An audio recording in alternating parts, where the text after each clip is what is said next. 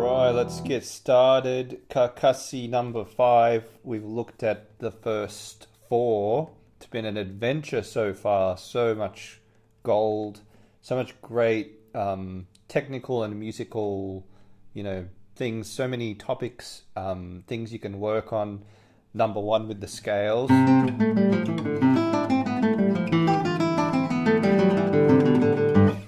The staccato, right? Staccato. Changing the keys, changing the mood, the dynamics, the color, changing textures. We've got shifting arpeggio, block, chord, all that great stuff. Number 2, we had this kind of arpeggio.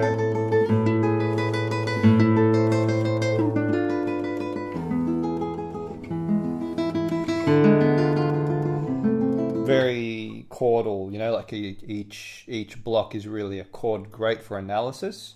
Great for learning chords, great for chunking, blocking out chords with the left hand and then applying the right hand pattern. Also really, really beautiful, dynamics and contrasts in number 2. So you kind of get that repetitive sort of, arpeggio. Hello, Julie. Thanks for joining. Number 3, one of the most popular studies.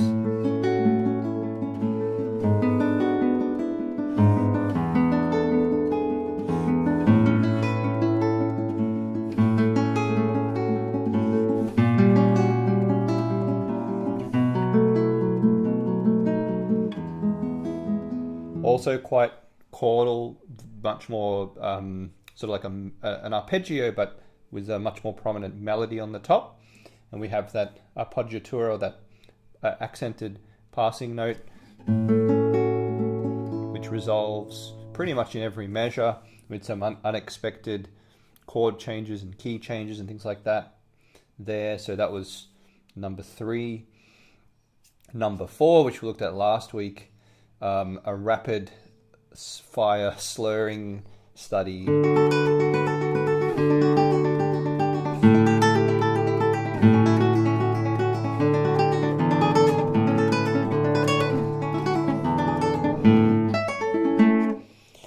Great for the chops, great for the left hand, obviously for slurring, keeping the slurs even. I think we spoke about blocking, planting, anticipation. So for example, you want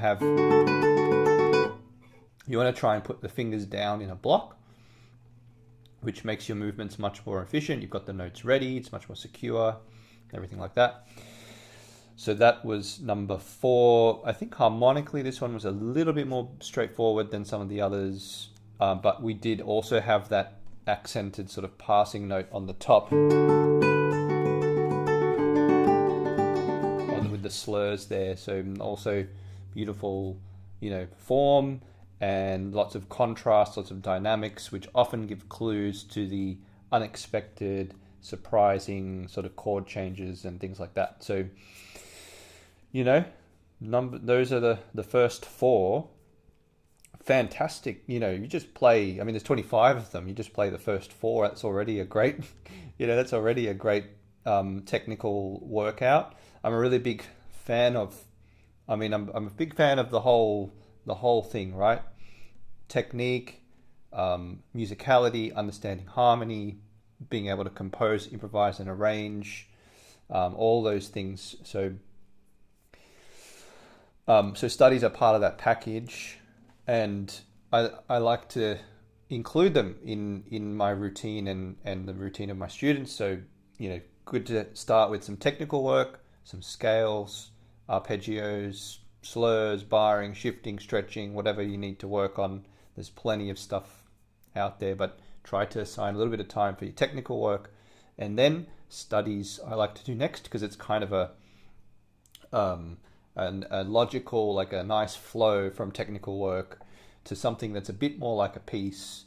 So that's the next thing. So technical work, studies, then go to old pieces. So maintain, keep up what you've been practicing, keep up what's in your fingers, enjoy the instrument, enjoy playing things, preferably you play by memory. And then the final thing is new pieces. So if you can try and get that routine, I would add sight reading in there somewhere, sight reading as well. Okay, and then if you want to be really extreme, you can add analysis, composing, arranging, improvising. There's lots you can do, but yeah, the basic routine to get your playing in good shape: technical work, studies, old pieces, new pieces. That's what I like to do. And if you did 15 minutes on each, for example, that's an hour. So yeah, let me know if you've got any questions as we go here. We're going to look at number 5 today. Study number 5. So, and let me know if you can you see and hear me okay? Looks like everything's working okay. So, number 5. What do we have in this one? I'll play it and then we'll discuss. Remember, you can download the analysis guide. It's a free guide. There's a link in the description, because that gives you the framework that I always go through, which is start first with the big picture. What's the form of the piece? And then go to the phrase structure. Look at every 4 to 8 measures. You're looking at keys as well, in both of those things. So in the form, you're looking at what keys are we in, and in the phrase structure, you're looking at what keys are the phrases going to.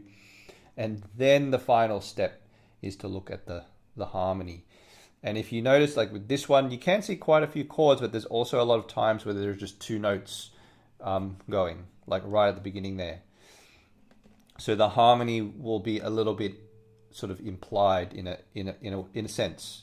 So, but let's have a listen. So think about those things as I'm playing this.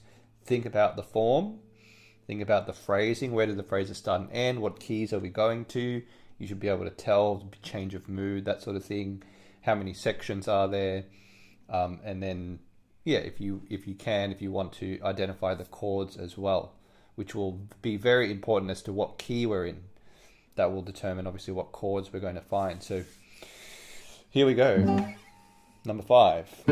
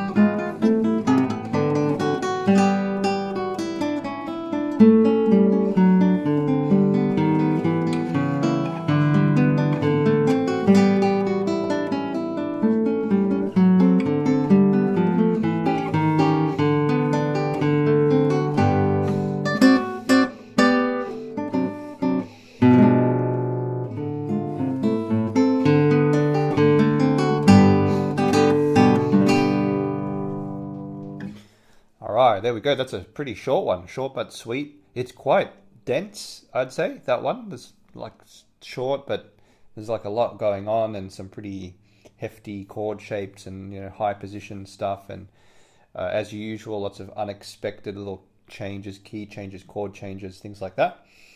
And I mean, what is this study sort of focusing on? I'd say a lot of it has to do with intervals. So we have thirds, sixths, and tenths. So third, sixth, probably some octaves as well. Third, sixth, octaves, tenths are the main intervals. Like this, there's a great study you can do. Basically, a lot of counterpoint you can distill to those intervals: thirds, sixths, octaves, and tenths. There's a lot of, in method books, you often find scales in thirds, sixths, octaves, and tenths, or studies and exercises in these intervals: thirds, sixths, octaves, tenths.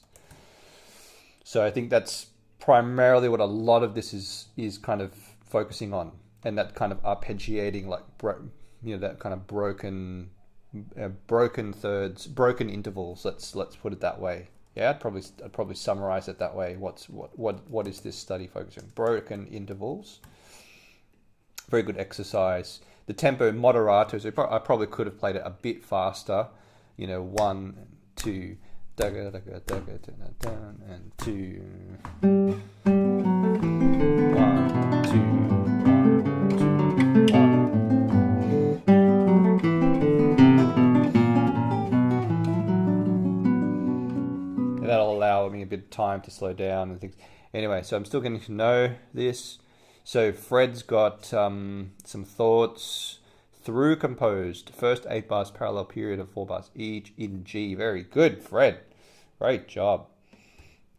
So through composed. Okay, so let's start with the form. So Fred's saying through composed, and I would agree. Through composed, we don't get any sections that repeat. There are no repeats in it, first of all. That's one clue. And then there's no entire section sort of returning. So it's one of those fairly common for studies. It's a fairly common form. It's also very common in preludes. It's called through composed. Here we go with we're going to start, we're going to start scribbling all over this score now. Through composed. What that basically means is there's no set form. The form basically, it just unfolds with new material. There will obviously be unifying factors to it, like the rhythm. So it's very common with something that's through composed that the rhythm will be quite flowing, or moto perpetuo, perpetual motion. A lot of preludes by Bach are in this form, like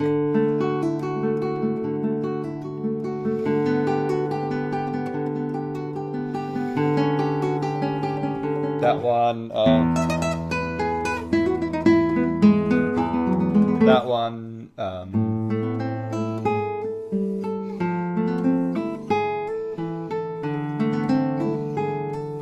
pretty much most of his preludes probably are in through composed form. So they're just, if you ever analyze one of those preludes, you think, what's the form? I can't pin it down. Is it binary, ternary, whatever type of form? Through composed, a lot of them. A lot of studies will also be through composed. Number 1 was an example of something of a through composed piece or study. So study number 1 from Carcassi is through composed. Also, there's no repeats there, no sections that come back, that return. Okay, so then the other thing that Fred mentioned is parallel periods. That's great. I think before we get into the phrases, let's think about keys, because that will help us to break down this piece into some, even though it's through composed and we don't have defined sections like if it was binary or ternary form, it's still helpful to try and separate it into parts. Okay, so let's give that a go. So we are in G. Here's the parallel period that Fred mentioned. So we start in G. Yeah, that's great. We start in G. Okay. G major. Let's fit that in there somewhere. And then we start to see this A sharp and C sharp, and you'll probably detect, if I play from this point, the answer of the parallel period, you'll probably detect a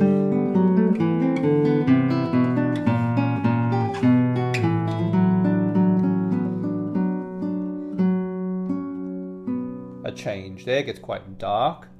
So that up to that point there, we get the C sharp and the A sharp. If we add C sharp to the key signature, we have 2 sharps. The A sharp is the raised 7th, the leading tone of B minor. So we arrive at B minor. There's already a beautiful contrast, from G major is a bit kind of jolly. Yeah.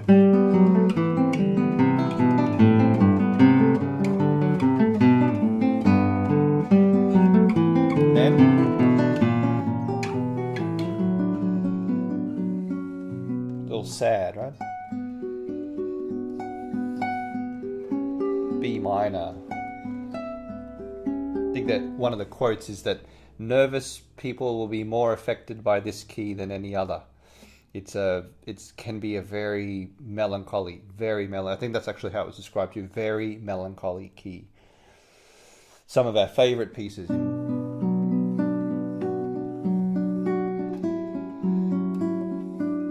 B minor.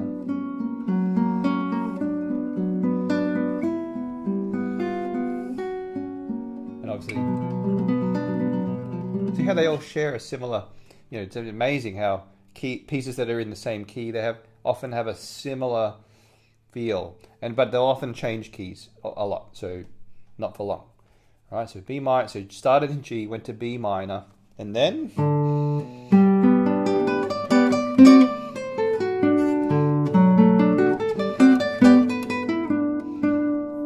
so it seems like in these two bars there's no accidentals. I think we're back in the key of G. Then we get a D sharp coming in. So that is suggesting the leading tone, and we're going to see a change here, the leading tone of E minor.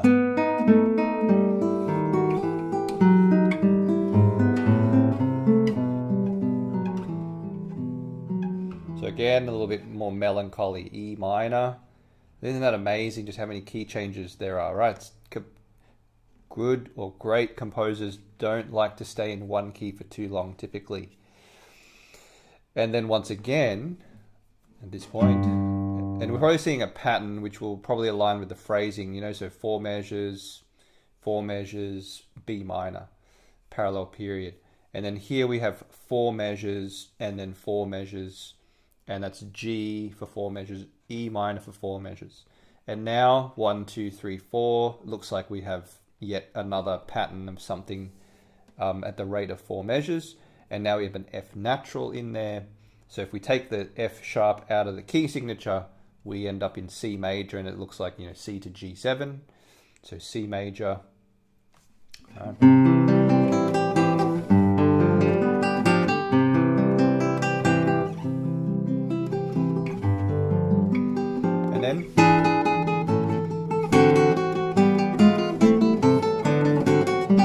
then we kind of have a little adventure, which takes us back to the key of G here. The F sharp comes back in there. There's a D and the C and the F sharp. Going D7 to G.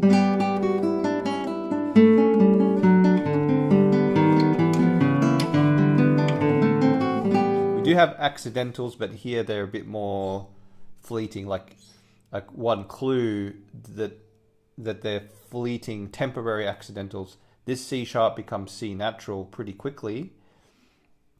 This D sharp becomes D natural pretty quickly. This B flat becomes B natural pretty quickly. So they're all being negated pretty quickly. So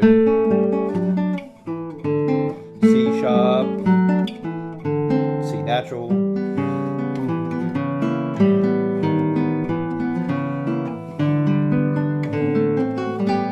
And then we get this cadential 6/4. I'll give that away. That takes us back to G. So we're still in G, and then it looks like we get a repeat of what we just heard there. So that's probably, I know I'm going a little bit out of order, but that's probably a question and answer. I'm looking at the phrase structure already a little bit. That's a question and an answer, parallel period. So there's another parallel period here. So you can see how that's the same. But this time he embellishes it with that top A there.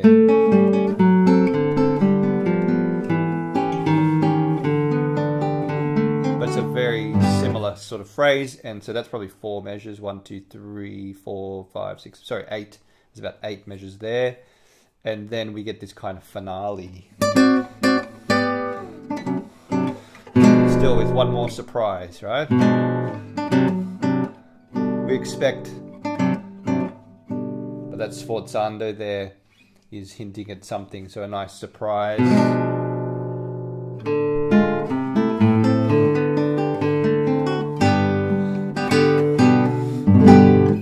All right, and we end in G. So we don't have any significant key changes from this point here to the end. So there's our form, looking at what keys we're going to. That's great. Awesome. Any questions? Let me know if you have any questions in the chat. So next we can look at phrasing, phrase structure. We already identified some parallel periods here. So we have this 4-measure phrase, which we call the question, and then it's answered, and it starts off the same. The answer starts the same as a repeat of the question. It's actually a little bit more than that. It's like 1.5 measures there. So that's a repeat, and it's about 1.5 there. So that's a repeat of that. So I'll play that so you can hear that. Question.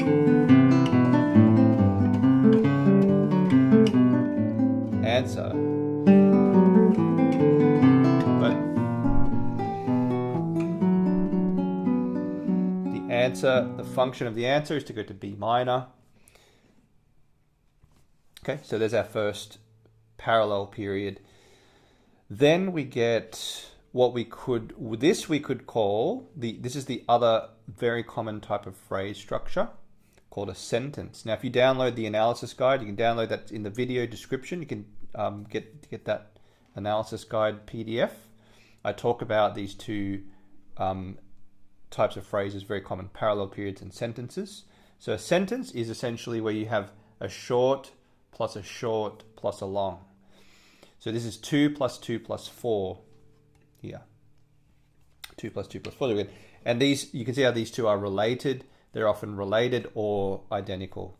So this is a repeat. So 1, and then 2. And you see how they're very similar to each other. They basically flip the script a little bit. So this goes G to D, 1 to 5, and this goes 5 to 1. And then we get the long part of the phrase. So short, and then long,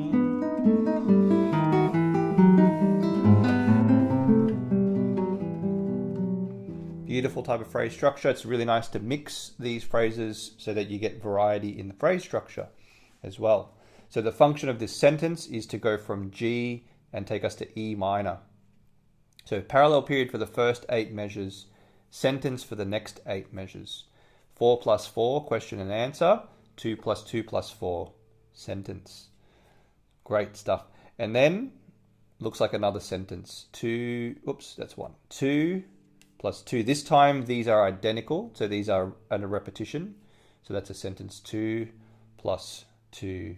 And then we probably get a 4-bar phrase here now. 1, 2, 3, 4, up to the G chord here. So now we get, that's our short, and then repeat. And then,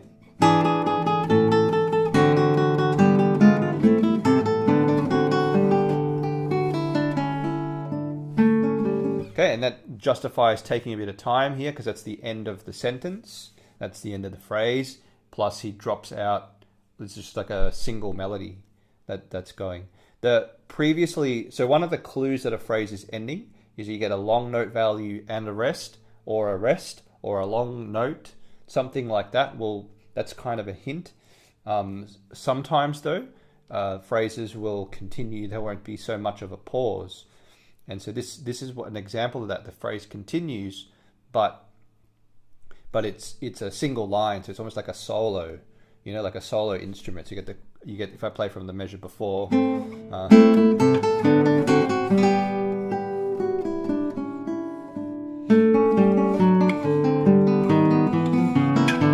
hopefully that makes sense there.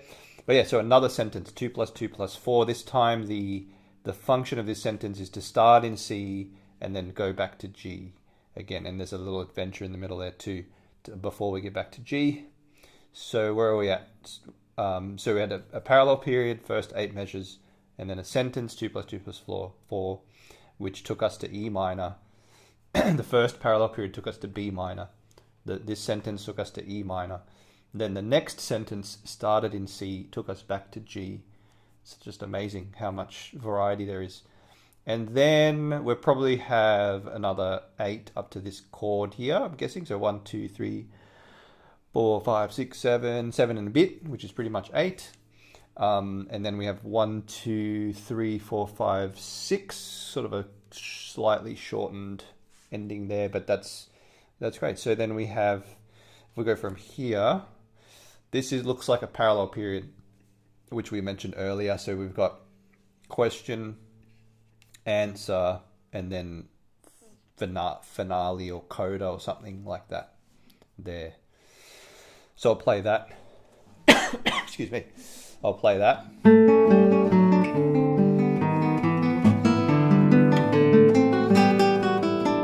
Oh, we get that little bit again. And then that sort of cadence, he's sort of taking that again and plonking it over here.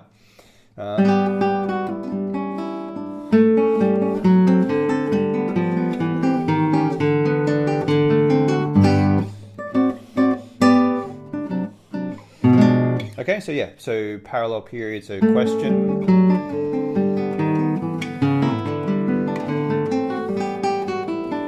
answer,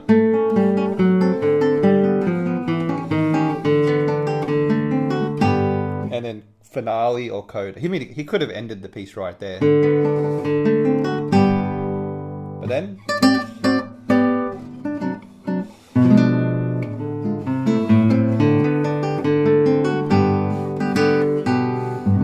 almost like a false, and yeah, that chord there is really like a false ending, and then then it sort of gives us the real ending at the end. Okay, so there's the phrase structure there. Still what we expect with parallel periods and sentences mostly, and lots of key changes. I told you it's a dense study. I mean, for something so short, it really changes keys a lot. Let's talk about chords, and then I do want to mention some technical aspects as well. I think actually thinking about the chords is a very helpful part of the technical preparation, technical execution of this. So one way, whenever you've got broken intervals or broken like arpeggios, broken chords, that sort of thing, it's really helpful to think about these notes being played together, both from an analysis perspective and a playing perspective. Why is that? Because you're blocking down two notes at a time and instead of one note at a time. So there's a double advantage to that. First thing is you're bringing out the voicing, which is that you see that this bottom voice here they're written as eighth notes, as quavers, and the tops as semiquavers or 16th notes. So by holding your fingers down, you're actually holding these down for their full value instead of lifting. So if you lift your fingers, you're actually not bringing out the layers of the piece.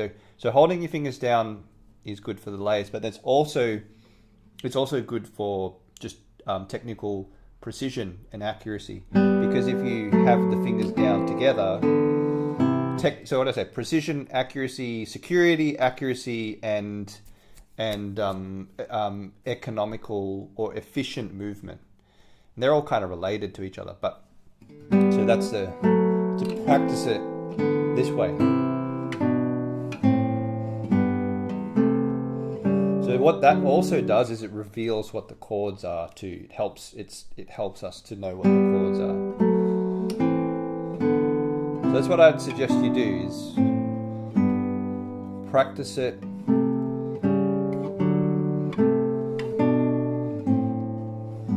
And you can get, still play it beautifully, nice tone and phrasing and shaping and everything.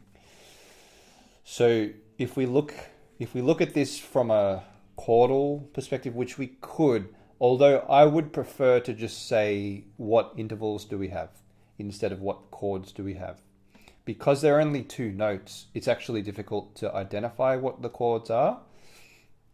So what I'd do instead is I'll say thirds here. Those are thirds.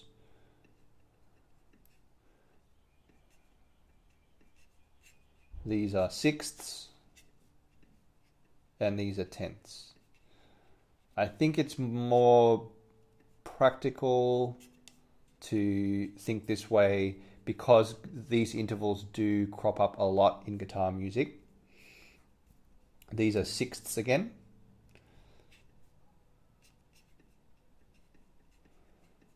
and then we have a third, and then a sixth. So that's a third. That's a sixth. And that, just to clarify, in case you're not used to intervals, if you basically what we're doing is counting the distance from this note to that one.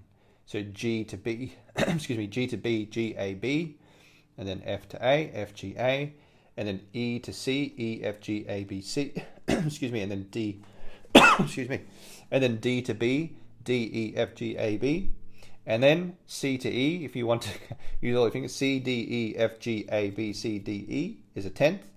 Another way to think of a tenth is if I put that down an octave, it's a third plus an octave. Okay, so those are those intervals there. They're actually all derived from the third. So thirds, if we flip a sixth around, if we invert it, so if we put the E above the C there, that's a third. If we put the C below the E, that's also a third. So these intervals that make up a lot of this style of music, a lot of music we listen to, really, a lot of Western music is made from these intervals. But they're all made essentially from the third, which is amazing. It's like the three parts of God, like the Father, Son, Holy Spirit. So the tenth is a third plus an octave. The sixth is an inverted third. And then we have the third, and thirds make triads, which make chords, and thirds make sevenths. If we just keep stacking our thirds, we get sevenths, ninths, 11th, and 13th chords, which forms the basis of so much of music. So that interval of a third is super important in music.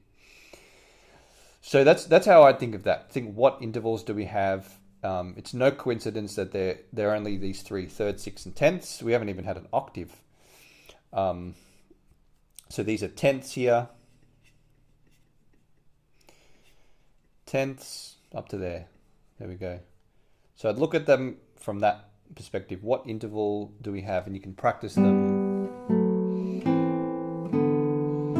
Try to be very efficient with your left hand movement. Try to anticipate too. So what I'm doing here, maybe go to the full screen to show you what I'm trying to do with my left hand. So see how even when I play the G and the B, I've got the F sharp and the A ready. Might take a bit of you might notice your hand. A lot of people will do this with their hand, and then they'll have to getting that. It's very difficult, that F sharp and the A. You can even try if you've got a guitar handy. You can even try that G to B and then F sharp. It's like it's so hard to get to. But if you rotate the hand like that, rotate the palm in like that into the fretboard, it will bring your fourth finger to the F sharp. So the hand will actually help the fourth finger come to the F sharp like that. So you see how little movement there is now. I don't have to stretch, and there's no stretch. I'm not stretching here. The hand is bringing the finger there. The hand's helping the fourth finger basically. If we say like this, then the fourth finger has to stretch a lot, and it flattens out, and lots of bad things are happening right now. There's compression in my wrist, compression in my palm. There's tension in all of the fingers right now. So that's a very, very poor position. So if you want to really watch that, you want to avoid this at all costs. You want to avoid this if possible. So instead, with that rotation, you see how everything starts to relax. Now the palm's soft. It's not compressed. The wrist is soft. It's relaxed. And the fingers I'm not using are very relaxed too. So such a simple, just from this first couple of notes of this study, you can really work on something. And then the next intervals, the first finger ready for the C, the second finger comes across. Really careful choreography of the fingers now. So I'll go back to the score. So we have, all right. And then open strings, but don't let open strings, catch you off guard. You want to get the C, the third finger ready for the C. And then when you play the C, you want to get the second and fourth fingers ready for the B and the D. Always one step ahead. Then get the first finger ready for the C, and then get the third finger ready for the G, and then get the second finger ready for the A. The third finger is going to hop across to the C. And actually, the way I'm speaking it out, if you speak it out, you know, it's no it's no small trifle that pilots, you know, when they take off, when they're taking off in a plane, they're required to speak out every instruction, because if they miss one, it could be, you know, good night for everyone on board. So speaking out, I read this in Atomic Habits, a great book. If you speak out your instructions, you're being very deliberate, very intentional. So if you say, okay, I've got open strings, but I'm going to prepare fingers 4 and 2, right? There's a lot of instruction, but by saying it, you're being very deliberate. I've got open strings, but I'm preparing 4 and 2. Now I'm preparing 2 and 1. Now open strings, I'm going to prepare 3 for the C. I'm going to prepare 2 and 4 for the B and the D. I'm going to prepare 1 for the C, 3 for the G. 3 is going to hop across 2 on the A, 4 on the C sharp. I'm going to slide 4 up, 3 on the F sharp, 2 and 1, C and A. So I'm speaking one step ahead. I'm going to slide 2 down and get the fourth finger ready for the D, 1 on the C, 3 on the G. I'll do that one more time full screen so that you can see that when I speak the instruction, my finger starts to do the thing that I'm instructing it to do. So I'll start again. So open strings, 4 and 2 ready, 2 and 1 ready. Here's 1 on the C. Open strings, but I'm going to prepare 3 for the C, C and E. 2 and 4 ready, B and D. 1 ready for the C, A and C. 3 ready for the G, G and B. Right, like that. So if you practice that way, you don't have to do that all the time, but a little bit of that intentional practice is tremendously helpful, because guitar playing is, like our fingers are like little ballet dancers, right? They're like little dancers, and they have a very, very specific choreography. If I dictated all those instructions I just said, you saw that written down for a whole piece of music, that's a lot of instructions. That's a lot of choreography. You give that to a dancer, they'll say, "Wow, that's an intense choreography," But yeah, doing a bit of that work is really helpful for getting the fingers to be trained, so that they do your will. They don't have their own will. Yeah. So that's probably I think the biggest technical advantage to this type of study is that kind of practice. Anyway, so where are we here? Let me know if you have any questions. I'd love to hear, I wish we could, we're not live like on Zoom or something, but if we were, I think it'd be great. I'd love to see you apply this knowledge. You don't have to apply this to this study. You can apply it to anything you're playing, right? This idea of choreography, for example. So I don't want you to just watch this and what's going on with this screen? I'd like you to watch and have something you can apply. Yeah, I'd like you to be able to apply something from this in your own playing. So, for example, if we have something like lagrima, because a lot of people know lagrima, right?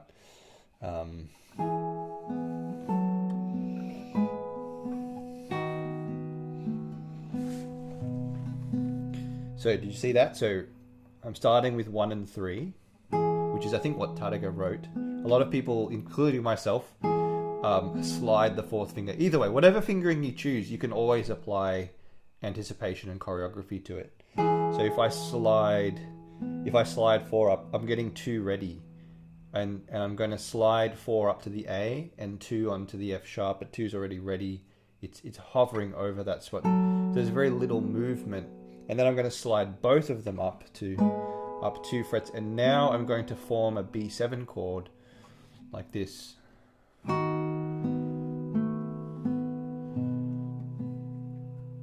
And that's just the left hand, not even talking about the right hand. You could also choreograph the right hand. The right hand is It's not to say it's simple, but it's probably a bit simpler than the left hand. They often say the left hand's the technician and the right hand is the expression, or like the singer. You know, the right hand's the singer and the left hand's doing all the technicians kind of stuff. So there's a spot where that's a type of thing where you can play a spot in La Grima that's quite difficult to hear, you know.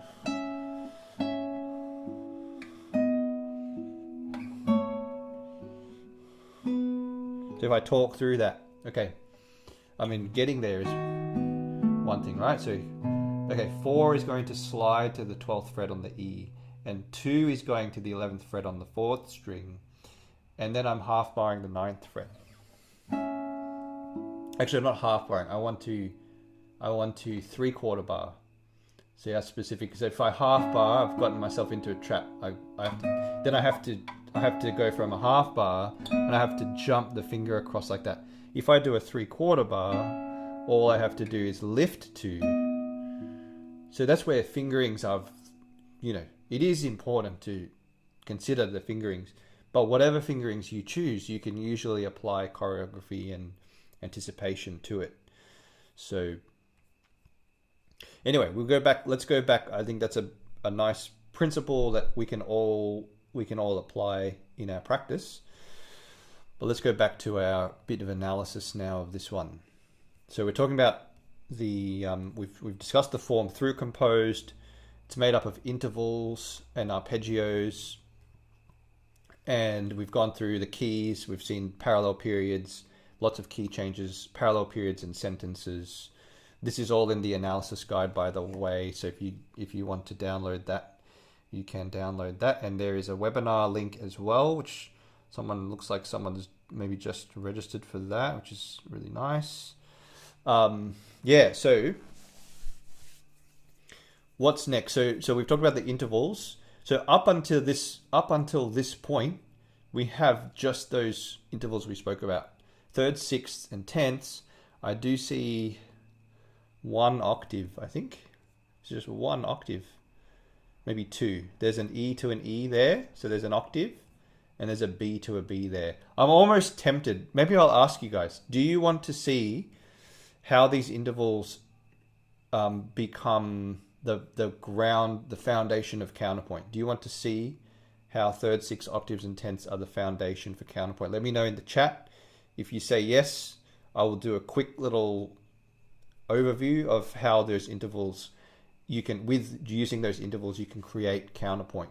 Meaning you can make music sound like Bach in the style of Bach's writing by using those intervals. If you want me to do it, I'll do it. If not, I'll keep going with this analysis. I'm happy either way. Yes, Fred says yes. Okay, all right, let's do it. So we'll use these intervals. Again, this is like we're taking something, because maybe not many people are actually playing this study. So you might be watching this and feeling like, that's nice, but I'm not playing the study, so it's not really relevant. So I'm trying to I'd love this to be as relevant as possible for you. So we have that principle of anticipation and choreography that you can apply to anything. Now, this is more, I guess from a sort of compositional perspective, something you can have a go at. So I'm just opening up MuseScore right now. Maybe what we'll do, I was doing this with a student recently. We're looking at a Bach fugue and how this principle of thirds, sixths, octaves, and tenths applies to that. So you might recognize this fugue. I just have to figure out this here. MuseScore, the right one? Yeah. Okay. So first of all, if you deconstruct Bach's writing,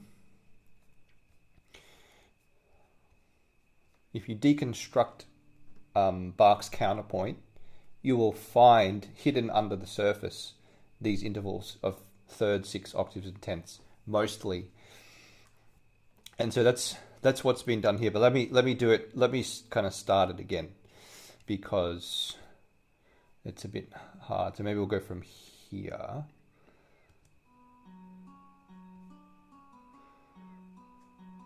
Where's the theme? Where's the theme start?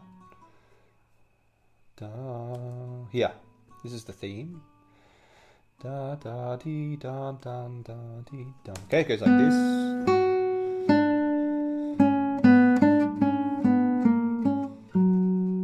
Okay, that's Bach's theme there. This is some counterpoint. I don't even remember if this is, but I think this is Bach's counterpoint. Yeah.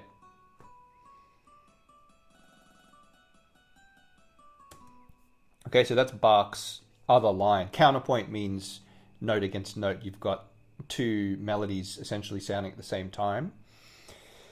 So if we were to deconstruct these, I'll play them together. So you'll hear these together. So we don't want to we'll hear these together. This.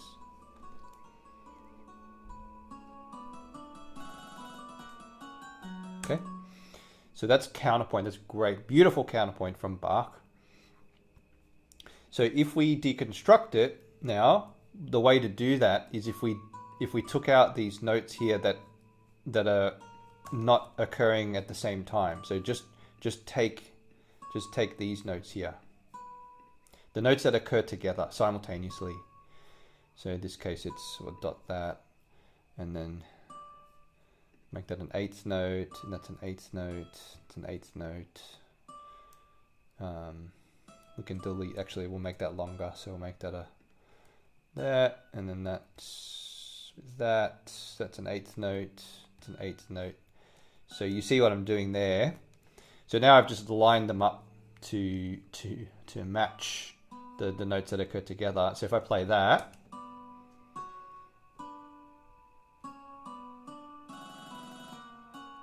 and I could simplify that even more by taking out repeated notes so that the F sharps could be like that. And so I'll get rid of that trill. Hopefully it will not play that trill.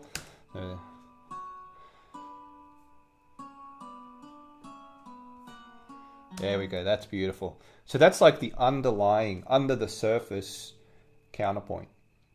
The notes that occur in between, these notes that were previously here, they're just like filler in a sense.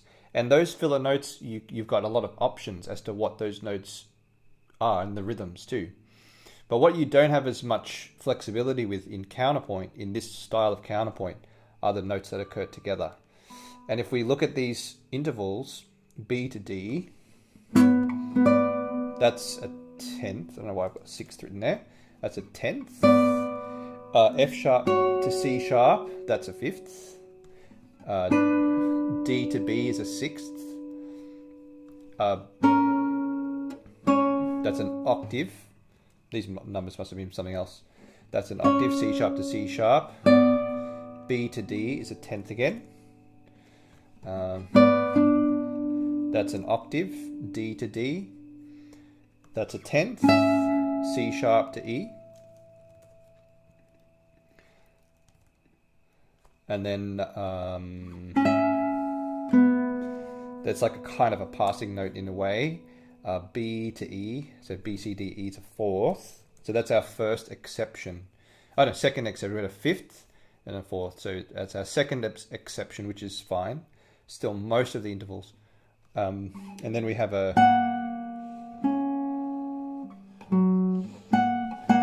So A sharp to F sharp is A, B, C, D, E, F. It's a sixth plus an octave. And then C sharp to F sharp, C, D, E, F, that's a fourth. And then we get F sharp to F sharp's an octave. So the only exception, we've got 1, 2, 3. 3 of those notes occurring simultaneously are not third, sixth octave or tenth. Right? So if I play that again, have a listen.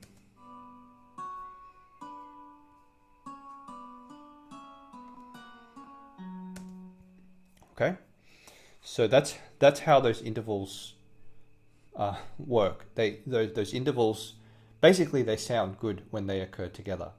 And you do want to, you can and you'd probably want to add some intervals that are not third, sixth, octaves, and tenths, because that's only 4 intervals.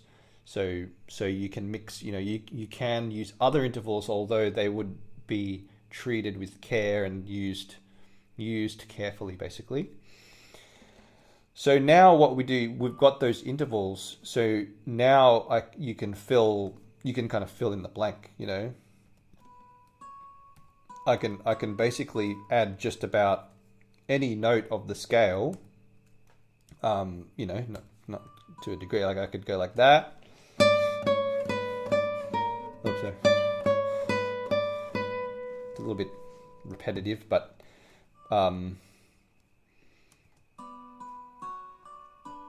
no, it's good. Yeah, like that. So I just filled in,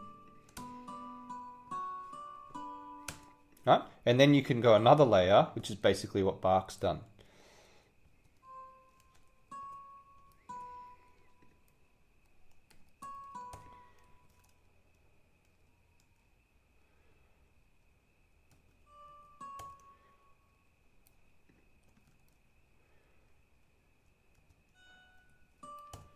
So now I'm just filling in some notes. Whoops.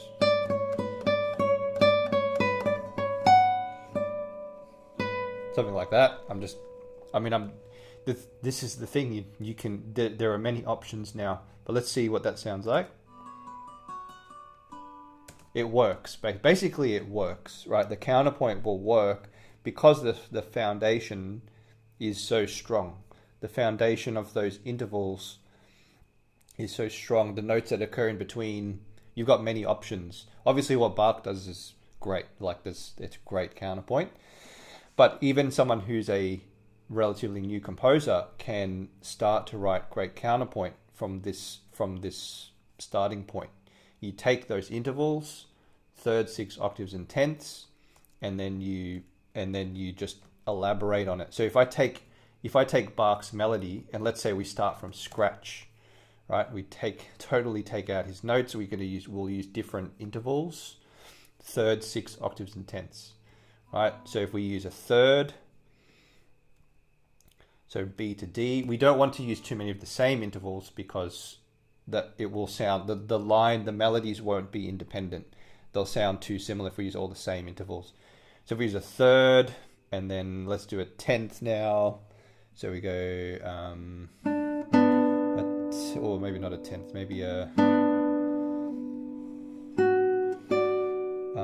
what's that? Sixth, we'll do a sixth.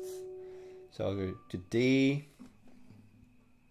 and then I'll go to B, which is another sixth. Sixth there. And then, so I've got a third, a sixth, and another sixth. Let's do an octave again, like Bach. So we got,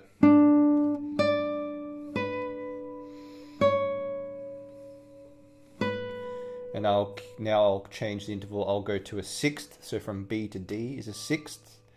From D to B is a sixth again. So an overdo. No, that's a tenth. Sorry, that is a tenth. B to G is a sixth. So we'll do that.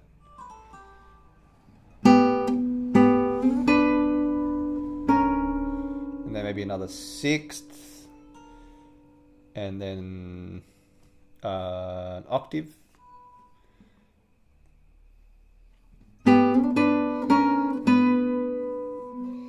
And then I'll do a tenth, so to C sharp.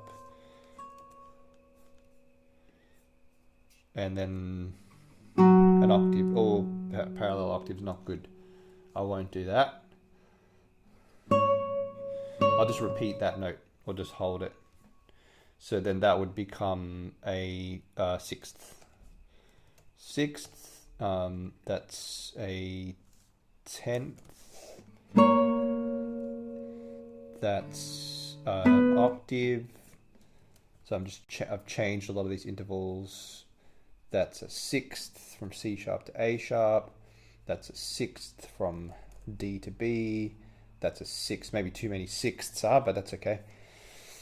All right, so this is my counterpoint now, using only thirds, sixths, octaves, and tenths. And I didn't think too much about it. I could probably think more about it, but let's see what happens.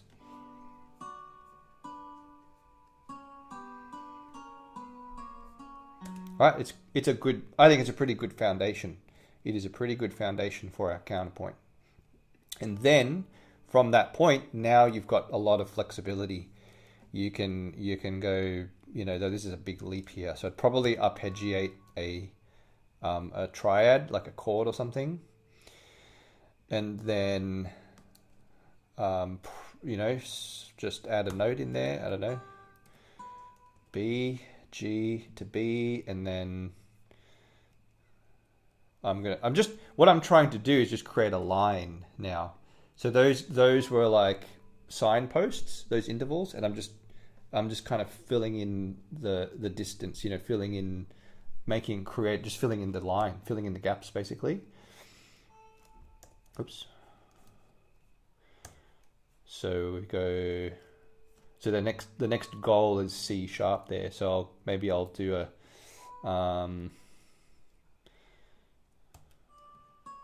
something like that. And then so let's have a listen to that.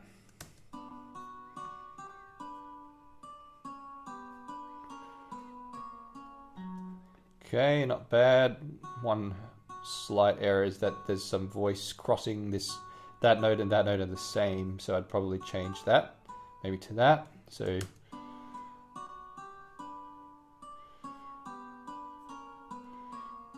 not as strong as Bach's, obviously, because Bach is Bach, and I'm doing this quickly, and I'm demonstrating, I'm using strictly third, sixth octaves and tenths.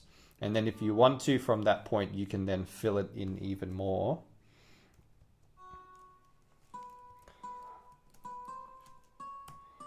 So now just go to the 16th note level.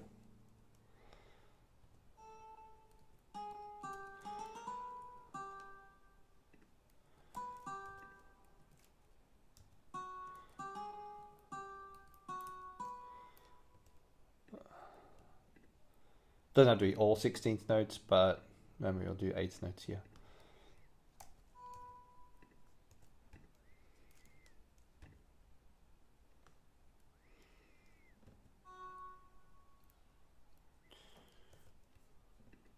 Something like that, and let's have a listen to that.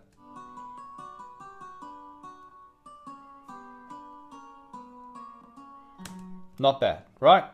I'm just trying to show you how those intervals, and this is why we have studies in third, sixth octaves and tenths by by Carcassi, Giuliani, Fernando Saw, a lot of those old school guitar players.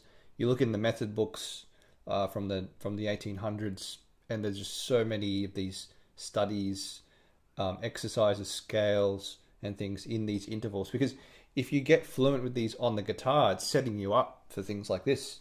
You start to understand counterpoint, not just theoretically, but in your fingers. It gets like encoded in your fingers. So anyway, I hope that was somewhat useful, interesting for you. How many? The fourths are on weak beats. Oh, you can't hear the mu score, sorry. Mu score was a bit soft. Yeah.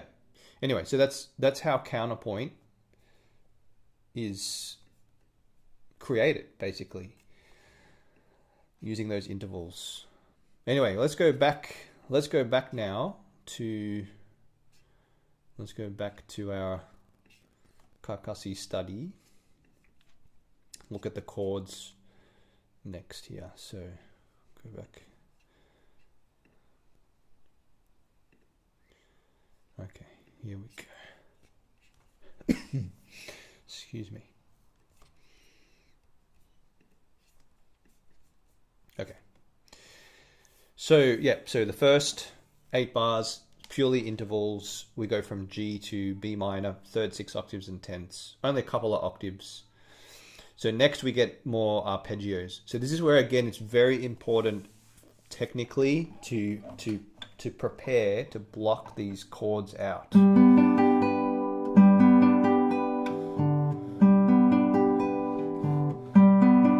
I've got that whole chord up to there. Those notes there are all blocked out.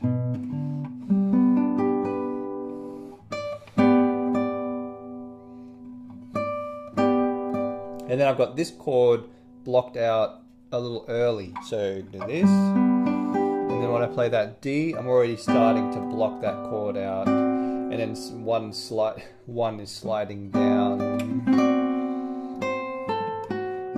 And then I'm trying to block out some of those notes with a,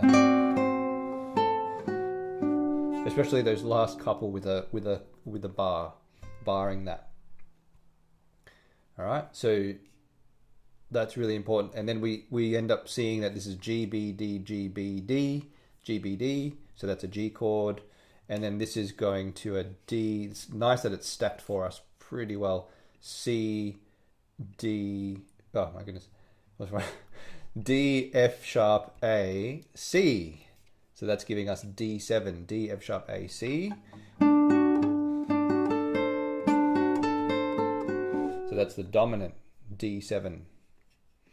So G, the tonic, to D7 dominant. So I'm going to block those out, and then we're going kind of the reverse order. Now we've got now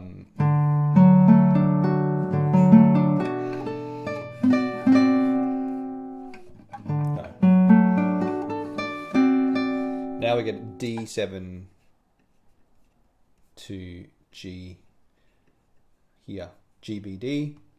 Again, you want to block out those notes.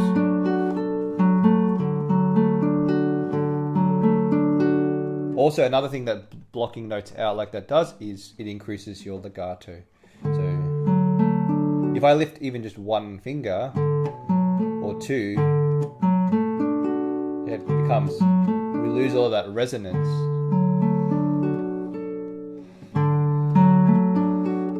Whoops.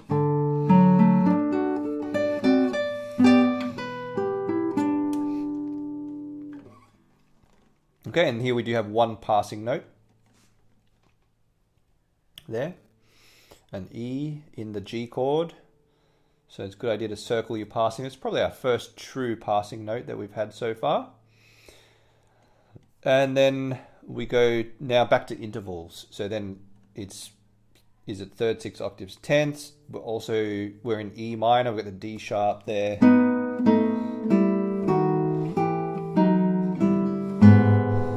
Then you might be wondering, where's that G sharp coming from? That is leading us to the A. It's the leading tone of A. G sharp to A. So kind of going to A minor, but then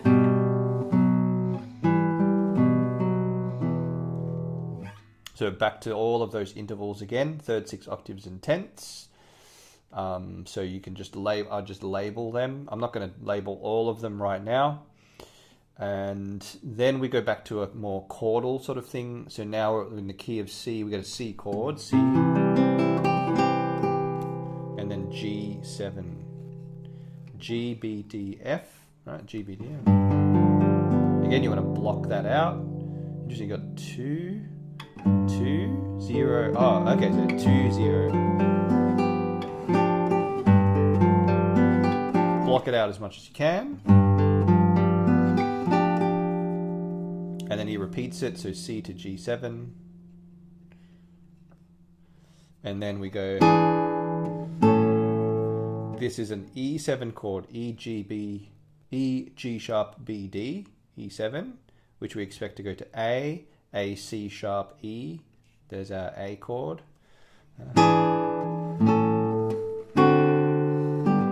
And then we go D7, the C sharp becomes a C natural, we go to a G.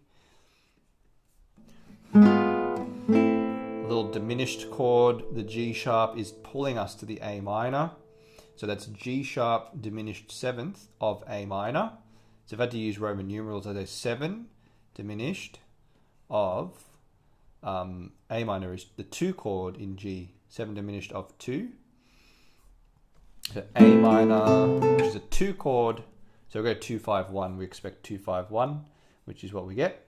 So it's A minor, the 2 chord, to a cadential 6/4, that one, which is pretty much a 5 chord, but it's G, G, B, D, but with D in the bass, and then we go to D7 with D in the bass, and then we go to G. And I've written the G there already. So we go at 2, 5, 1, and then That's just like a lower chromatic neighbor sort of thing there, that C sharp. And then we go, now we have a C sharp here, but back to our intervals. We do, the C sharp pulls us to D, so it is really implying A or A7 going to D, which is the 5 of 5. A7 is the dominant of D, like that. It goes to D. The C sharp becomes C natural, making it D7 again, going to G, and then D sharp's pulling us to E minor. So you could say that's a 5 of 6. E minor is the 6, E minor, and then we get a C sharp diminished 7th of 5. So that's a 7 diminished of 5 of D. C sharp, E, G, B flat. Another cadential 6/4. So that's a G slash D. G slash D. And then that's D with D7. There. The 5 chord 1 in root position. Cadential 6/4. I should write that down. We do cover that in the Creative Classical Guitarist. Fred and Julie will know the cadential 6/4 quite well. We had that earlier on over here, cadential 6/4 as well. And then we have a parallel period, so that's the same harmony as back here. Pretty much, yeah, it is the same harmony, but then over here we get some different things going on with the F natural. So that's pulling us to the C chord. That's implying a G7, which is a 5 of 4. 4 is C in this case. Then we go to C, and we get the Italian augmented 6th chord there. I think Fred might have picked up on that earlier. Italian augmented 6th chord, which would be C minor.